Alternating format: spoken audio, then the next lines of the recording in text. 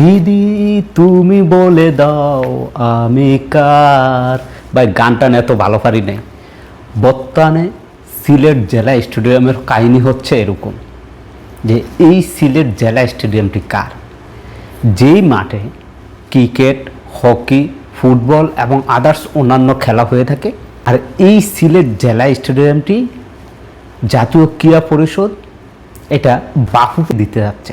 বাংলাদেশে ফিফার অনুমোদিত একটি স্টেডিয়াম, যেটা হচ্ছে জাতীয় ন্যাশনাল স্টেডিয়াম। এই স্টেডিয়ামটি শুধুমাত্র বাংলাদেশের মধ্যে একটি স্টেডিয়াম যেটা ফিফার অনুমোদিত।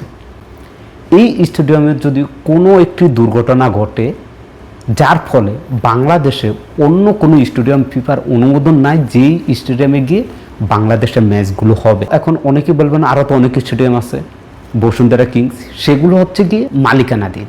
এখন বাফুফের পক্ষ থেকে তারা একটি স্টেডিয়ামের জন্য আবেদন করছিল ক্রীড়া পরিষদের কাছে, যেখানে চট্টগ্রামে একটি স্টেডিয়াম দেওয়া হয়েছিল 25 বছরের জন্য, কিন্তু এই সেম কাহিনীর জন্য সেখান থেকে সরে এসেছে। এখন সিলেট জেলা স্টেডিয়ামটি বাফুফের কাছে হস্তান্তর করতে যাচ্ছে ক্রীড়া পরিষদ, যার ফলে এই জেলা স্টেডিয়ামে বর্তমানে ক্রিকেট, হকি, বাস্কেট এবং অন্যান্য যেই খেলাগুলো হয় সব খেলাই কিন্তু এই জেলা স্টেডিয়ামে হয়। তো এখন সেখানকার স্থানীয় যে খেলোয়াড় আছে, কোচ আছে, তারা খুব এবং তারা চাচ্ছে যে জাতীয় ক্রীড়া পরিষদ নির্দিষ্ট করে শুধুমাত্র ফুটবলকে যেন মাঠটি না দেয়। এখন ফিফার আবার রুলস আছে, যে রুলস অনুসারে ফিফা যে স্টেডিয়ামকে অনুমোদন দিবে সেই স্টেডিয়ামে শুধুমাত্র ফুটবল খেলাই চলবে, ফুটবল ছাড়া অন্য কোনো খেলা চলতে পারবে না বা চালাতে পারবে না, তাহলেই ফিফার অনুমোদন পাওয়া যায়।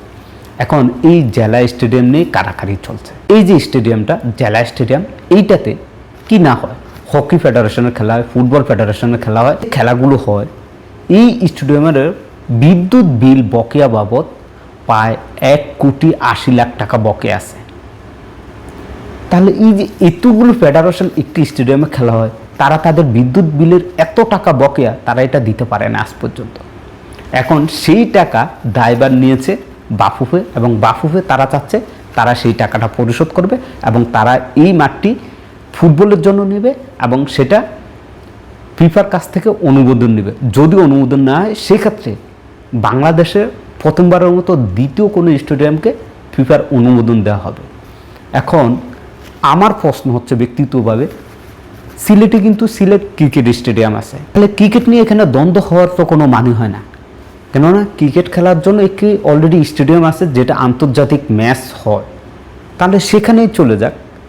এবার আসেন হকি বা অন্যান্য যে ফেডারেশনগুলো আছে তাদেরকে ক্রীড়া পরিষদের পক্ষ থেকে একটি নির্দিষ্ট একটি মাঠ করে দেওয়া হোক এবং এই মাঠটি ফুটবলের জন্য করে দেওয়া হয়।